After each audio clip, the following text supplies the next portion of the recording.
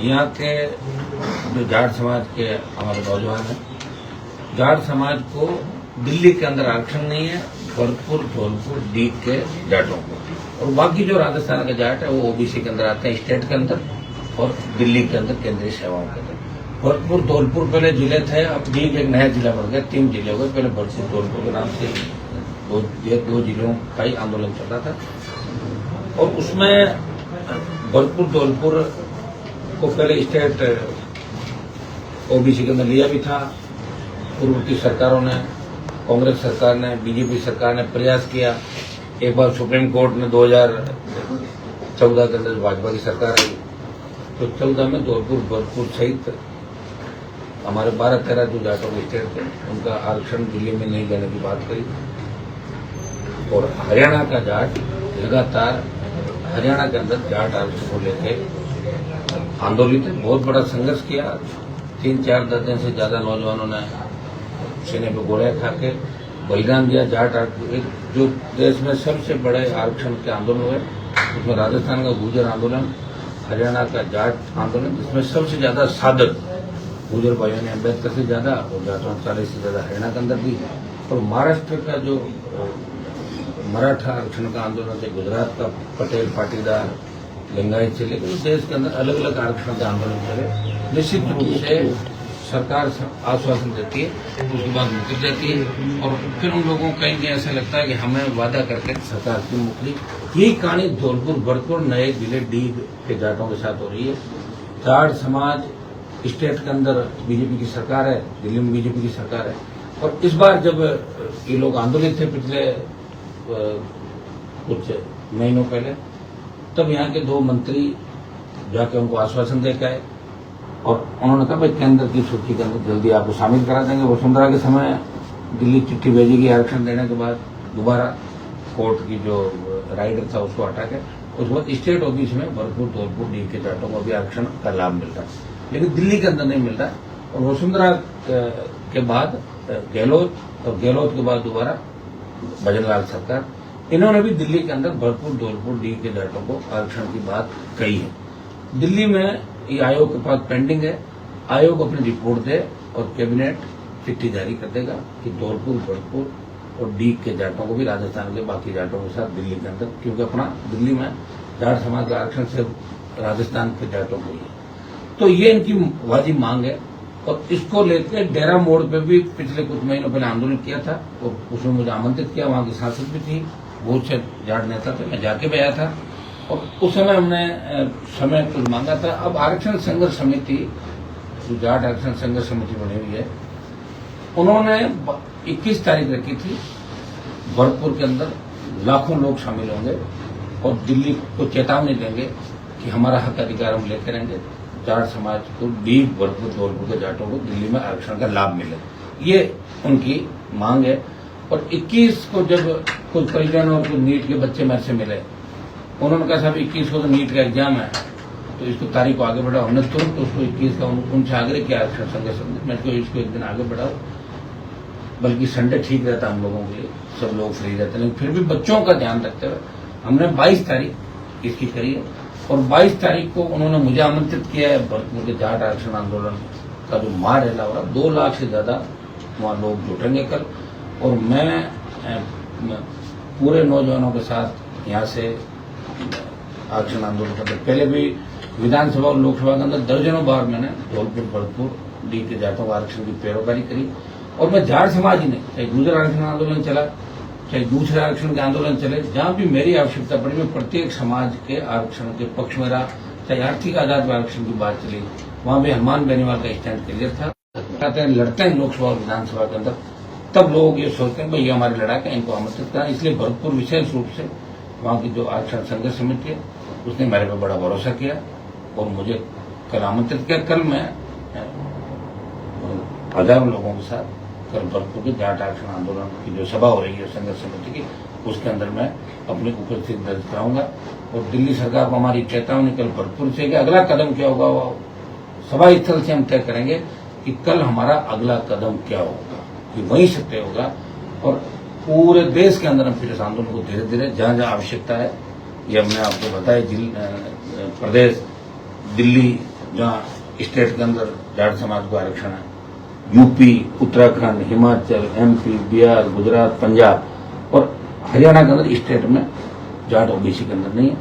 तो ये जो स्टेट मैंने बताया, इसमें अमित शाह जो देश के गृह मंत्री थे, इन्होंने दिल्ली के अंदर और यूपी के जो चुनाव थे उसमें भी ये कहा था जाटों को दिल्ली में आरक्षण मैं दिलाऊंगा, ये मेरा मूंछ का बाल है। ये अमित शाह ने अपने मूंछ का बाल एक तरीके से जाट समाज के उन चौधरियों के पास, उन खाप के जो प्रधान थे उनके सामने रखा, वही मैं दिलाऊंगा, आप आंदोलन समाप्त करें और भाजपा के साथ जुड़ें।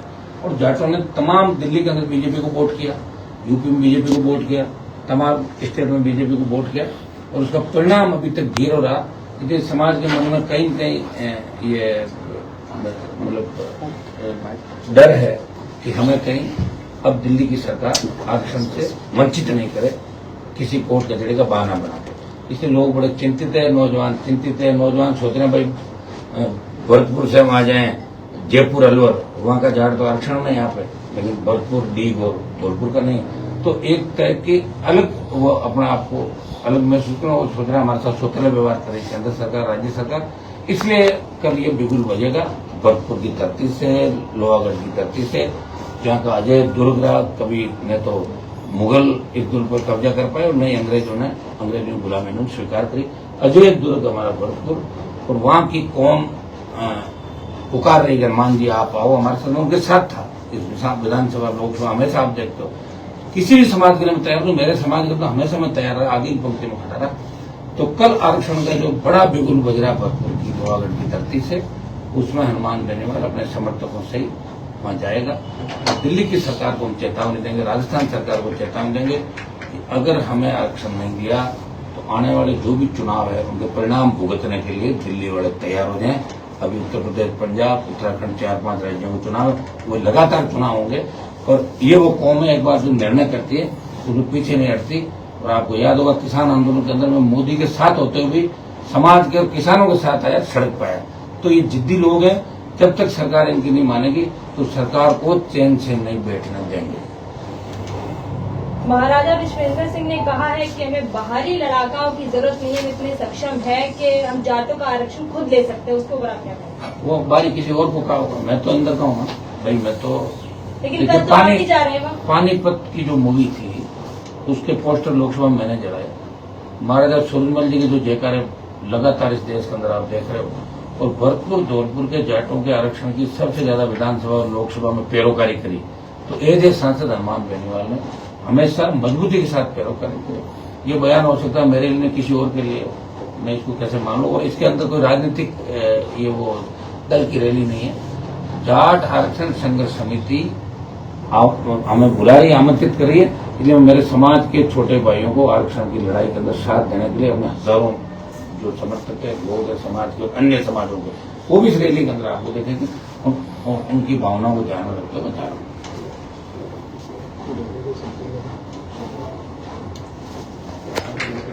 पूछो, फिर कोई याद रह जाएगा।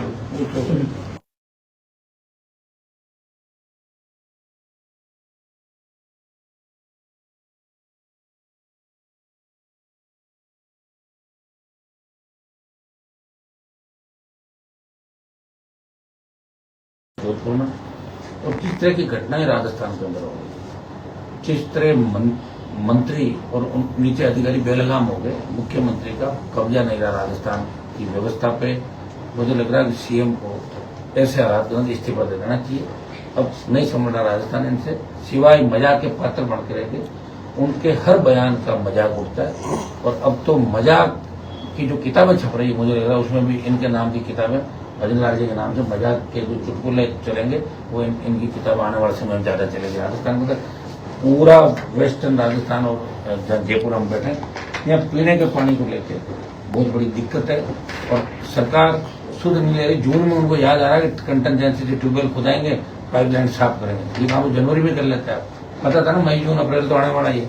और एमपी एमएलए को भी जो कंटेंजेंसी का बजट है वो नहीं दिया गया। दुर्भाग्य राजस्थान का स्वास्थ्य सेवाएं कल में बीकानेर जाके आया था, क्योंकि इन्फेक्शन ज्यादा है, हॉस्पिटल में नहीं गया, मेरी टीम पहले गई थी। इस तरह पशुताएं दम तोड़ रही है और स्वास्थ्य मंत्री मौज मस्ती के अंदर मस्त है, उनको कोई लेना देना नहीं। जिसका ये बयान है कि पशुताएं ना सरकार भारतीय जनता पार्टी के लोग दुखी हैं कि आखिर हम किसके पास जाएं, क्योंकि वसुंधरा जी से बड़े मुश्किल से मैंने पिंडा छुड़ाया, तो भजनलाल जी आए, सोच रहा पिंडा वसुंधरा छोड़ के भजनलाल जी जाए काम लोग। भाई आम कार्यकर्ता को बीजेपी ने सीएम बनाया, लेकिन बदले में 2.5 साल में क्या मिला? 11 सीट हारी लोकसभा की और 5 में जो जीते बेचारे हाथा जोड़ी करके जीते हमारे देशों की। अरे साहब आम मजरा मर जाएंगे। 16 जोड़ लोग 16 हारे हुए थे ये, और यही हालात है। तो राजस्थान में अभी देखो, राजस्थान का माइंड लोगों का सेट है। अब हमें माइंड सेट में इतना ही करना है कि जो माइंड बीजेपी बीजेपी है ना, उसको ये करना बीजेपी आरएलपी फिर कांग्रेस, ऐसा माइंड सेट हो जाएगा इस बार। नौजवान निकल पड़ा, देखो आप सड़कों पे 3-3, 4-4 बजे सुबह देखो खड़े हैं लोग, लाखों लोग खड़े हैं, बस हो गया बदलाव करेंगे। तो ये निश्चित रूप से बहुत बड़ा बदलाव हो रहा है। एक बॉर्डर क्षेत्र के अंदर ये बहुत ज्वलंत मुद्दा है कि ये मुस्लिम हिंदू उनके जो सामाजिक पैरोकारी करते हैं, ये समाज के लिए काम भी करते हैं, सामाजिक एकता का काम भी, जो बॉर्डर के अंदर हिंदू मुस्लिम इलाके जहाँ पर पाकिस्तान बॉर्डर लगता है, वहाँ देखिए देश की सुरक्षा हमारे लिए भी उतनी महत्वपूर्ण है जितनी भारतीय जनता पार्टी। देश हमारे लिए पहले है, लेकिन सुरक्षा की आड़ के अंदर अगर अपन गोचर के नाम पे, दूसरे नाम पे, अगर वो प्रतिबंधित इलाका है वहां अगर निर्माण नहीं कर सकते, 100% हटा सकता है, क्योंकि देश की सुरक्षा सबसे पहले है। लेकिन आप टारगेट करके वहां से 50 किलोमीटर, 40-60 किलोमीटर किसी गांव से अगर बिना नोटिस दिए आप एक मस्जिद हटाते हो और उस इलाके में जो दूसरे अतिक्रमण है गोचर उसमें नहीं हटाते हो, तो कहीं न कहीं मुस्लिम समाज को लग रहा है कि हमारे साथ भेदभाव किया जा रहा है। मेरा सरकार से आग्रह, राजस्थान की सरकार, दिल्ली की सरकार से, देखिए मंदिर मस्जिद आपने जयपुर में भी हटाए, लोगों की धार्मिक भावना इनसे जुड़ी हुई है। एक बार लोगों से बात करें, जो हमारी देश की सुरक्षा के अंदर आड़े कोई भी चीज आ रहा पक्का निर्माण, उसको ध्वस्त करें, हटाएं, उसमें हम साथ हैं। लेकिन उसकी आड़ के अंदर आप 1000 आदमी ले जा रहे हो, 500 पुलिस ले जा रहे हो, लोगों को घरों बंधक बना के वही तोड़ रहे हो। अरे भाई क्या कर रहे हो, किसके कहने से करो? नोटिस दिया क्या आपने? 50 किलोमीटर दूर कौन सी अगर मंदिर मस्जिद है तो कौन सी सुरक्षा के अंदर बाधक है, ये हम जानना चाहते हैं। किसी भी समाज की भावनाओं को ठेस नहीं लगे, विशेषकर बाड़मेर जैसलमेर के मुस्लिम समाज के बहुत से लोगों ने मेरे से बात करी, और मैं दिल्ली की सरकार और बीजेपी की राजस्थान की सरकार को कहना चाहता हूं कि चला के धार्मिक भावनाओं को ठेस नहीं पहुंचाए। आपको अगर करना है तो राजस्थान में विकास करें, बेरोजगारों को रोजगार दें, और जो दिल्ली में हमारी लंबित योजना है उनको पूरा करके लाएं। और सिंचाई का पानी कैसा है सुनो, बिजली के मामले में काम कराएं, टोल मुक्त की कोई बात करें, या स्टेट हाईवे जैसे टोल मुक्त किया वसुंधरा के समय हमारे दबाव में, वो वापिस आप करें, कुछ ऐसा करें, पेपर लीक की घटनाएं नहीं हो। आरपीएससी को ठीक करें, आरपीएससी को तो आपने ठेके में दे दिया एक तरीके से, ये तो गहलोत ही कर रहे थे। गहलोत ने जिन मेंबर्स के लिए कहा कि इनको बनाना मेरी भूल थी, उनको तो आप पूरा जिम्मा सौंप रहे हो आरपीएससी का। आरपीएससी के अंदर ले जाके कहाँ से डाल रहे हो मेंबर, पता ही नहीं, किसका परिचय बाद में पता चलता ये कौन है। राजनीतिक नियुक्तियां आरपीएससी के अंदर बंद होनी चाहिए। ये मैं नहीं कह रहा हूं, अमित शाह, मोदी और नड्डा जी यहाँ कह के गए थे तीनों कि हमारी सरकार बनी तो एसआई भर्ती के अंदर ये करेंगे, हम ये नीट की सीबीआई जांच कराएंगे, हम आरपीएससी का पुनर्गठन करेंगे यूपीएससी की तर्ज पर। कब करेंगे? 2.5 साल हो गए। जिसको भी बनाओगे वो बंटा धार करेगा, 100, 200, 500 अपने रिश्तेदार लगा लेगा, और बाद में टाटा बाय बाय कितना होता है, कितने केस में जेल पकड़िए? 200 नहीं पकड़े होंगे, 600 तो फर्जी थे, और उनके रिश्तेदारों को जोड़ो 1300 मुस्लिम बनता है उसी एक एसआई भर्ती के अंदर। कौन लड़ रहा है? समय आने के बाद सब लोग भूल जाते हैं, लोग मंत्री बन जाते हैं, अपना टाइम पास करते हैं, आगे देख लें कौन सा दल में जाना है या नहीं जाना, वो आगे कितने करेंगे। तो हम लड़ाई लड़ रहे हैं राजस्थान के नए निर्माण की। कोई नौजवान आत्महत्या नहीं करे, कोई परेशान छात्र सुसाइड नहीं करे, किसी तरह की तकलीफ नहीं हो, कानून का राज हो, बहन बेटियां 12 बजे भी सुरक्षित निकले सड़कों पे, ऐसी व्यवस्था में राजस्थान के अंदर कर्ज मुक्त किसान और रोजगार, डिग्री से पहले रोजगार की गारंटी, ये राजस्थान हम चाहते हैं। तो रिफाइनरी के अंदर जो आग लगी, जो जिला कलेक्टर बालोतरा के अंदर बैठा है, वो तो रिफाइनरी का जो एरिया और रिफाइनरी की जो बिल्डिंग और इनका पेट्रोलियम वालों को चल रहा है, उसमें उन्होंने बड़ा बंगला हथियार रखा है, 3-4 फ्लैट ले रखे हैं वहां पर, और इतना बड़ा ताकतवर आदमी है कि मोदी की सभा से पहले इतनी बड़ी आग लग जाए और कलेक्टर हटे नहीं, इसे आप अंदाज लगा सकते हो इस सरकार में कुछ भी हो सकता है। आप अभी तो आगे देखो कितनी गिरावट आएगी, अभी बहुत गिरावट आई है, और आगे आगे देखोगे आगे आगे कितनी गिरावट इस सरकार के अंदर आती है, और जिस तरह की बयानबाजी हो रही है उसे देख के लग रहा है कि कांग्रेस और भारतीय जनता पार्टी ने राजस्थान को लूटने के लिए फिर से हाथ मिला लिया और आगामी तैयारी चालू कर ली कि हमारे हित कैसे रहे। कुछ गिने चुने लोगों को जाति के नाम से मंत्री बना दो, कुछ को राज्यसभा में भेज दो, कुछ को इधर भेज दो, कुछ को उधर भेज दो, वो चेहरे दिखेंगे ये फलानी जाति से फलानी जाति से। और मजबूत जो लड़ाके लोग हैं वो कहीं कहीं लोग इस व्यवस्था के अंदर उनका दम घुट रहा है और राष्ट्रीय लोकतांत्रिक पार्टी इस बार राजस्थान का बड़ा विकल्प बनेगी। आप देखना, आप बार बार तेबी समझो कई कारण हो जाते हैं, कई कमियां रह जाती है और चूंकि राजस्थान में परंपरा नहीं रही तो परंपरा हमने चालू करी पार्टी बना के। समय लग सकता है लेकिन 28 राजस्थान के नौजवानों का हाथ में होगा, उनके मन पर सत्ता राजस्थान में कराएगी। नेताजी तबादले खोल दिए गए हैं लेकिन अभी भी आम कर्मचारियों को नेताओं के पैर पकड़ने पड़ रहे हैं। देखिए तबादले खोल दिए तो भारतीय जनता पार्टी के कुछ विधायकों को जो पैसा कमाने का कई जगह मौका चूक गए, उनको एक अच्छा मौका मिल गया, उनके लिए दिवाली आ गई। जो 40% वाले हैं 30% न्याय हो गए, अभी तो लिस्टें बनाने लग गए। तो इस तबादले सीजन में 2 करोड़ ले पड़ो, 1 करोड़ ले पड़ो, 5 करोड़ ले पड़ो, ये धंधा करेंगे और क्या। तबादला वाजिब लोगों का नहीं होता और एक धंधा हो गया। लोग नेताओं का तबादला कराने जाते नहीं, सिर्फ उन्हीं नेताओं के पास जाते हैं जो पैसा लेकर उनका काम निकाल दे।